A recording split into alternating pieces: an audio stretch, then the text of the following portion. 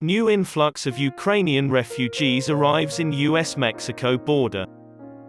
In the days after the Biden administration's announcement that the US would take up to 100,000 Ukrainians escaping violence, hundreds of Ukrainians camped out in the border city of Tijuana, Mexico, expecting to seek refuge in the US. A large number of Ukrainians fleeing Russia's invasion of their nation have landed at the US-Mexico border in the hope of reuniting with family and friends in the United States. Near the international port of entry, people are laying out on blankets and lawn chairs as their baggage are piled high. Tents and tarps are being used by some.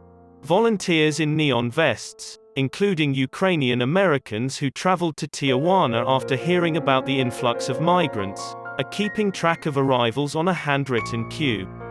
According to Enrique Lucero, Tijuana's Migration Affairs Director, around 600 Ukrainians are sleeping near the border gate, while another 500 are staying in hotels in the city.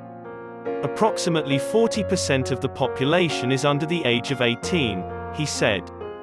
According to Mr. Lucero, roughly 100 Ukrainians are permitted to enter the United States each day.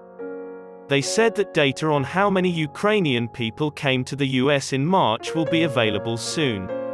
Over 3.8 million Ukrainians have fled to adjacent European nations since the February 24 invasion, which the Russian government terms a special military operation. Biden committed last week to allow 100,000 Ukrainians into the United States via different legal channels in response to the migration, Europe's worst refugee crisis since World War II. Families who have been refused US visas or have been made to wait in line at US embassies overseas have found a different route to the southern border. According to a Reuters witness, roughly 15 Ukrainians arrived at the Tijuana border every day and were instantly allowed to cross the border without being searched.